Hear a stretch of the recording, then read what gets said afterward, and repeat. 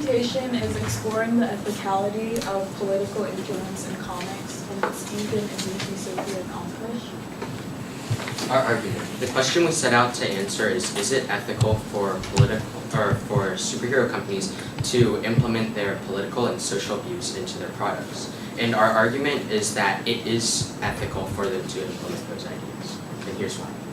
Okay, so the first point is that the First Amendment, so these companies and like their leaders, like their CEOs or whoever's in charge, they have freedom of speech and freedom of the press, so they're allowed to like put whatever information they want out to the media. Of course, there are certain limitations, like they can't, there's just like a line and a boundary that they can't cross, but for the most part, they can put whatever opinion they want out. So, products that are influenced by superhero companies that provide positive effects. So, propaganda has a lot of positive effects on the nation. For example, in World War II, there were goals of unification through the propaganda. They also wanted to negatively portray the enemy, and they wanted to get the population like involved in the war effort. And this was all to kind of like make like the U.S. like unified.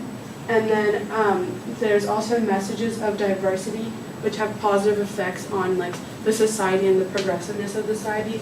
An example is Miss Marvel, and she's a female Muslim superhero, which is very different than the typical white male superheroes. And then also patriotism to promote like the nation's like ideas and just the nation as a whole. Like for example, Captain America, and there's also Captain Britain. And then for our counter argument, there's incorrect ideas or like untrue ideas can be spread through this, but also a way to kind of go against that is fact checking, not only by people who work with the companies, but also by society. Like if Marvel produces something and it's wrong, or there's like something wrong about it, something that's incorrect, the society isn't just going to let that stay. Like there's going to be a reaction. And then also, in 1977, this guy named Albert Bandura developed the theory of social learning, and this kind of backs up what we're saying, because it's basically saying that when people or kids learn, they also learn from what's going on in society, and they take their observations from that and sort of like apply it to what's going on with themselves. So our second claim is that superheroes reflect society, not impose it. So,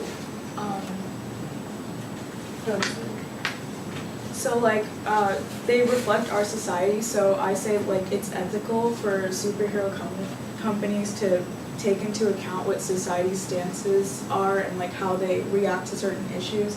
So some would be like the Black Panther and like Wonder Woman as like the first Black and female superheroes, and how like a bunch of superheroes were like written to be like fighting Hitler and the Nazis and instances like that. And we can see like how society wanting to like diversity as an example would be like how like the comics reflect what society wants. Political stances of superhero authors.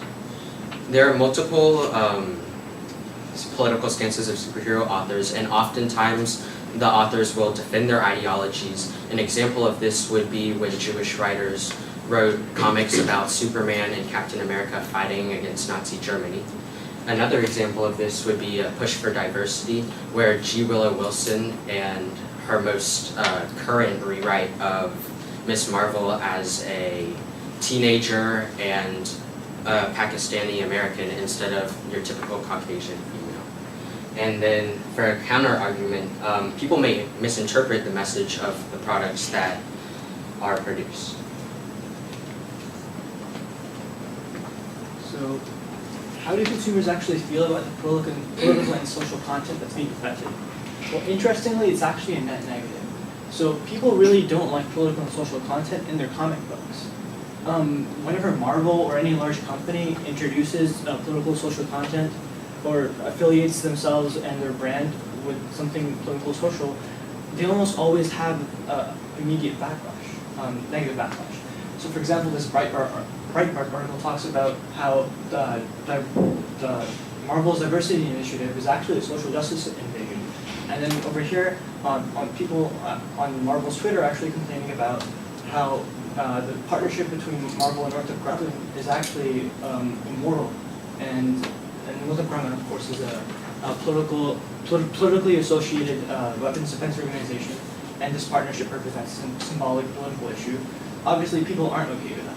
Consumers hate unwanted political and social views inflicted upon them. So why do Marvel and why do these companies continue to promote them, or continue to push them into their comic books? Well, it's because of this. So a 2014 market study showed that 47% of the market, or the consumers actually reading comic books, are female. And this is very impressive. And so what this means is one of two things.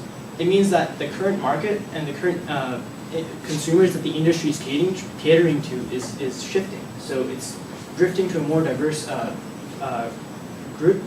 And this also means that the people who are writing these articles are not actually the same people who are reading Marvel's comics. So they're not the consumer of the industry. So why would the industry want to appeal to that, right? And so it makes sense that as the primary demographic shifts for Marvel, they would want to appeal. Marvel finds it more profitable to appeal to a new market, right? And so this is supported by the comics retailer survey from 2016. And it showed that the sales for comic books were actually getting better. Despite the fact that the industry was pushing more and more diverse content, the sales across the industry were growing, right? And so this means that Marvel actually has, Marvel's decision to promote diverse and possibly counterposing content may actually be a good thing for them. And it makes sense for them to do what is profitable. Eventually you'll get articles like this, right? Once in a while from the mainstream media that talk about how the progressive nature and controversial nature of, sometimes controversial nature of Marvel Comics is actually a thing.